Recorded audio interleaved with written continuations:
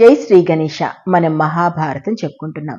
ఎక్కడున్నాం? భీష్మ పర్వం మొదటి ఆశ్వాసంలో ఉన్నాము. దానిలో భాగంగా మనం భగవద్గీత చెప్పుకుంటున్నాం. ఇప్పటి వరకు 5 అధ్యాయాలు పూర్తి చేసుకున్నాము. ఈ రోజు 6వ అధ్యాయం, 6వ అధ్యాయం తెలుసుకుందాము. ఇది ధ్యాన యోగానికి సంబంధించింది. దీనిలో మొత్తం 47 శ్లోకాలు ఉన్నాయి. దీనిలో శ్రీకృష్ణ పరమాత్ముడు అసలు యోగి ఎవరు, సన్యాసి ఎవరు, వాళ్ళు ఏం తినాలి, ఏం తినకూడదు, ఎలా నడుచుకోవాలి, ఎలాంటి పరిస్థితిలో ఉండాలి, ఇవన్నీ చెప్పడంతో పాటు చాలామంది భక్తి మార్గంలో భగవంతుని తెలుసుకోవాలని చెప్పేసి ఆ భక్తి మార్గం వైపు వెళ్ళి యోగ సాధనకు ప్రయత్నిస్తారు. కానీ మనసు చేసేటువంటి అచంచలమైనటువంటి పని వల్ల మళ్ళీ వెనక్కి వచ్చేస్తుంటారు. అంటే పూర్తి స్థాయిలో అటువైపుగా వెళ్ళలేరు, భగవత్ మార్గంలో వెళ్ళలేరు. అలాంటి వాళ్ళు ఏమవుతారో కూడా శ్రీకృష్ణ పరమాత్ముడు ఈ 6వ అధ్యాయంలో చెప్తాడు. అది ఏంటో మనం చూద్దాం ఓవరాల్గా. సో ఇలా శ్రీకృష్ణుడు ఇలా అన్నాడు అనడంతో మనకు 6వ అధ్యాయం మొదలవుతుంది అనమాట. తాను చేయవలసిన కర్మలన్నీ కూడా ఫలాపేక్ష లేకుండా, అంటే ఎలాంటి ఆపేక్ష లేకుండా ఎవరు చేస్తారో అతనే సన్యాసి, అతనే కర్మయోగి. అంతేకాని అగ్నిహోత్రాలు విడిచిపెట్టినంత మాత్రాన అతను సన్యాసి కాడు. కర్మలు మానివేసినంత మాత్రాన యోగి కాడు. సన్యాసమని దేన్ని అంటారంటే అది కర్మయోగమని నమ్ము, అంటే కర్మకు సంబంధించినటువంటి యోగమే అది కూడా. ఎలాంటి ఫలాపేక్ష లేకుండా సన్యసిస్తేనే కానీ అతన్ని యోగి అని మనము. ఈ యోగికి కావాల్సినటువంటి, యోగి కావాలనుకునేటువంటి ముని, అంటే యోగం పొందగోరే వాళ్ళు ఎలా ఉండాలి అంటే శాంతి, ఎప్పుడైతే అంటే అన్ని ఇంద్రియాల మీద, కర్మల మీద ఆసక్తి లేకుండా సర్వ సంకల్పాలను సన్యసిస్తాడు. అంటే దేని మీద ఆసక్తి లేకుండా అన్నింటినీ కూడా ఎవరైతే త్యజిస్తాడో అతడు మాత్రమే సన్యాసి. సన్యాసి అనే యోగి ఎప్పుడైనా సరే తనను తాను ఉద్ధరించుకునేవాడై ఉండాలి. ఎందుకంటే తనకు తెలుసు, తనకు తానే బంధువు, తనకు తానే శత్రువు, తనకు తానే తనను జయించేవాడు, తనకు తానే బంధువు, తనకు తానే, ఇవన్నీ కూడా తనలోనే ఉన్నాయి అని తెలుసుకొని ఈ సుఖం, దుఃఖం, చలి, వేడి, మానం, అవమానం వీటన్నిటికీ లోబడకుండా స్థిరంగా ఉంటాడు. అంటే ఏ పరిస్థితిలోనైనా కూడా స్థిరంగా ఎదుర్కోగలిగి ఎప్పుడు ఆత్మతృప్తితో ఉండి ఇంద్రియాలను జయించిన వాడెవరైతే ఉంటాడో అతను మాత్రమే యోగి. అభిమానులు, స్నేహితులు, శత్రువులు, తటస్థులు, మధ్యవర్తులు, ద్వేషించే వాళ్ళు, సాధువులు, పాపులు, వీళ్ళందరినీ కూడా ఒకే రకంగా చూస్తాడు ఆ ఉత్తముడు. యోగి అయిన వాడు ఎలా ఉండాలంటే ఎప్పుడు ఏకాంతంలో ఉండాలి, ఒంటరిగా ఉండి మనస్సును, ఆత్మను స్వాధీనం చేసుకోవాలి. కోరికలు ఏవి కూడా లేకుండా చూసుకోవాలి. అన్ని రకాల బంధాలను కూడా వదుల్చుకోవాలి.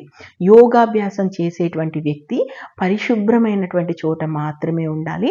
అక్కడ ఒక ఆసనాన్ని ఏర్పాటు చేసుకొని, ఆ ఆసనం కూడా మరి ఎత్తుగా కాకుండా, మరి పల్లంగా కాకుండా చూసుకొని, కొన్ని దర్బలు పరుచుకొని, వాటి మీద లేడి చర్మం వేసుకొని, దాని మీద ఒక వస్త్రాన్ని వేసి దాని మీద కూర్చుని ఎప్పుడూ తదేక దీక్షతో ఆత్మశుద్ధి కోసం యోగాభ్యాసం చేయాలి.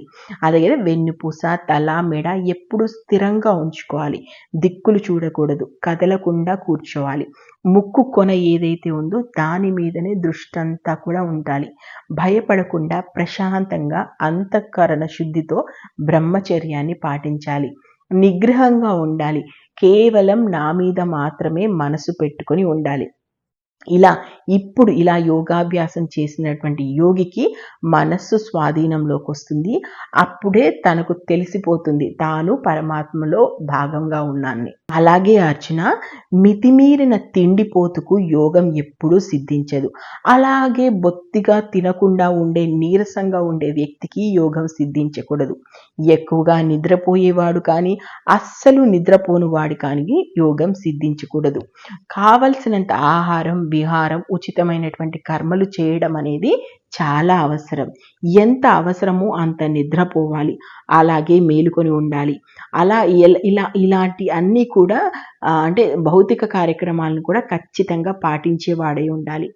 బాగా నిగ్రహించుకున్నటువంటి మనస్సుతో ఆత్మను చూడగలిగితే ఖచ్చితంగా అన్ని భోగాల మీద కోరికలు పోయి అతడు భగవంతుని చేరుకునేటువంటి మార్గం వైపు నడుస్తుంటాడో అతను మాత్రమే యోగి. ఆత్మయోగం అభ్యసించేటువంటి యోగి ఎవరైతే ఉంటాడో అతని మనస్సు స్థిరంగా, నిశ్చలంగా, గాలి లేనిటువంటి చోట దీపం ఎలా ఉంటుందో అలా ఉండాలి.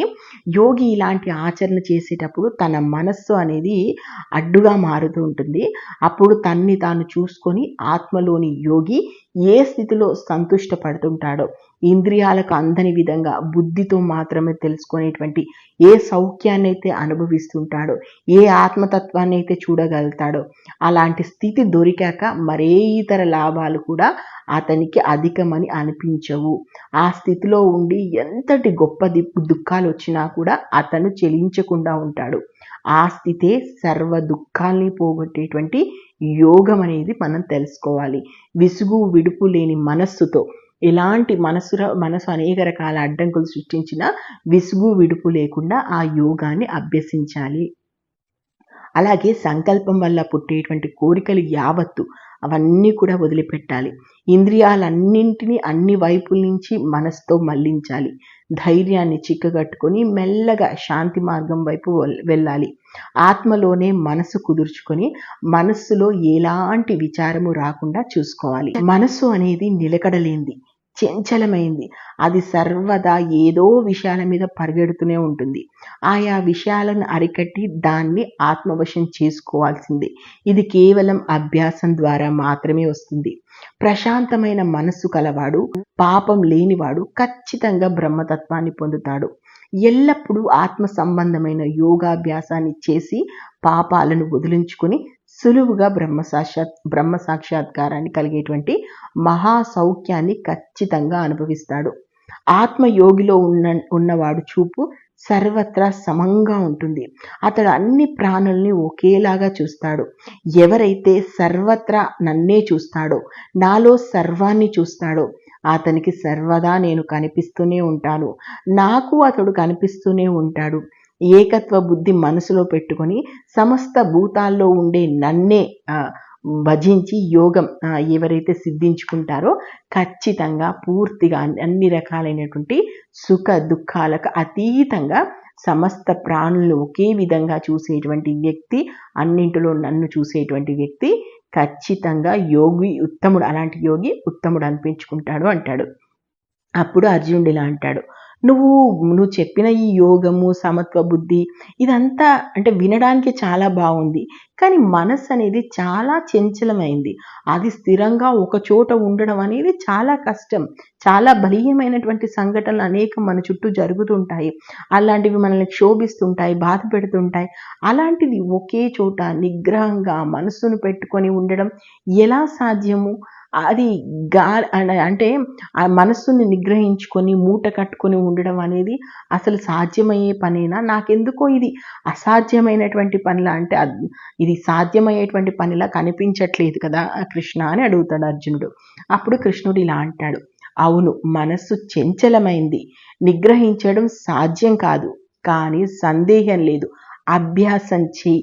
నువ్వు అభ్యాసం చేస్తూ ఉంటే ఖచ్చితంగా వైరాగ్యం వల్ల ఒక రోజుకు నీ మనసు స్వాధీనంలోకి వచ్చి తీరుతుంది. మనస్సు స్వాధీనంలో లేనివాడు మాత్రం ఏ యోగాన్ని కూడా సిద్ధించడం కష్టం. కాబట్టి మనస్సుని స్వాధీనంలోకి తెచ్చుకునే ప్రయత్నం అభ్యాసం ద్వారా చేయాలి అంటాడు. అప్పుడు అర్జునుడు ఇలా అంటాడు, సరే, శ్రద్ధతో యోగ సాధన ఆరంభించి, కానీ మనస్సు చంచలమైంది కదా, దాని అనుకోని ప్రయత్న లోపం కారణంగానో మరొక రకం కారణంగానో మనసు చలించడం వల్ల ఈ ఈ ఈ యోగం నుంచి ఒకవేళ భ్రష్టుడవుతే, అంటే ఈ యోగాన్ని మనము భగవంతుని చేరాలనేటువంటి యోగ సాధన ప్రారంభించిన అచంచలమైనటువంటి మనసు అనేక కోరికలు ఈ సుడిగుండంలో చిక్కుకొని ఒకవేళ అది చెయ్యకుండా మధ్యలోనే ఆపితే ఆ బ్రహ్మజ్ఞాన మార్గం అతనికి అసలు అందుతుందా? అలాంటి వాడు ఏమవుతాడు మరి? ఇప్పుడు ఆ వ్యక్తి ఏంటి, సాధారణ వ్యక్తిలా లేడు, ఆ విధంగా బ్రహ్మజ్ఞానం తెచ్చుకున్న వ్యక్తిలా లేడు, మధ్యలోకి వచ్చేసాడు కదా, అలాంటి వ్యక్తి ఏమవుతాడు అంటాడు. అప్పుడు కృష్ణుడు ఒక చిన్న నవ్వు నవ్వి ఇలా అంటాడు, మంచి పని చేసేవాడు ఎప్పుడు దుర్గతి పాలు కాడు. యోగ భ్రష్టుడు పుణ్యాత్మల లోకంలో అనేక సంవత్సరాలు ఉంటాడు. ఎవరైతే మధ్య వరకు వెళ్ళినటువంటి వ్యక్తి, ఏవైతే యోగ భ్రష్టుడు ఉన్నాడో, మధ్యలో ఆపినవాడు ఉన్నాడో, పుణ్యాత్ములు ఎవరైతే ఉన్నారో వాళ్ళు పుణ్యాత్ముల లోకంలో అనేక సంవత్సరాలు ఉంటాడు. తర్వాత సంపన్నులైనటువంటి వాళ్ళ ఇంట్లో పుడతాడు, జ్ఞానులైనటువంటి యోగుల కులంలో పుడతాడు.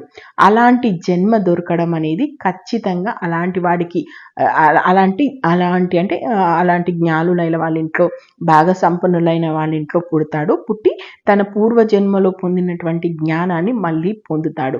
దీంతో అంతకంటే అధికంగా యోగ సిద్ధి కోసం ప్రయత్నిస్తాడు. అతడి కోరి ప్రయత్నం చేయకపోయినా సరే పూర్వజన్మలో అతడు అభ్యసించాడు, అతడు మధ్యలో వరకు వచ్చి వెళ్ళాడు కాబట్టి ఆ పూర్వజన్మ వాసన వల్ల ఖచ్చితంగా యోగమే అతన్ని ఆకర్షిస్తుంది.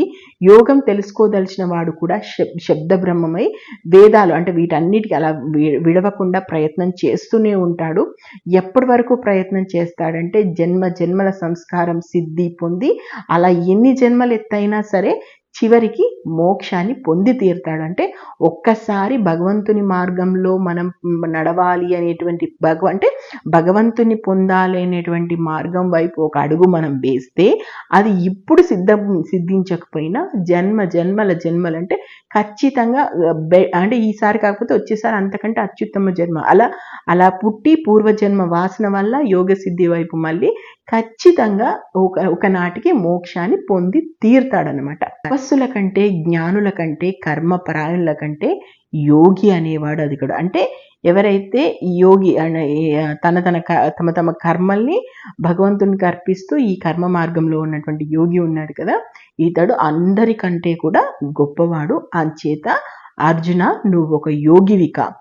ఎవరైతే శ్రద్ధతో నా మీదే ఆసక్తి పెట్టుకొని నన్ను భజిస్తారో అతడు యోగులందరిలోనూ ఉత్తమమైన వాడు. ఇదిగో ఇదే నా మతం అని చెప్తాడు. సో ఇది ఇలా శ్రీకృష్ణుడు చెప్పడంతో మనకి 6వ అధ్యాయం పూర్తవుతుంది. మరి 7వ అధ్యాయంలో కృష్ణార్జున మధ్య ఏం నడిచిందనేది మనం నెక్స్ట్ ఎపిసోడ్లో చూద్దాం.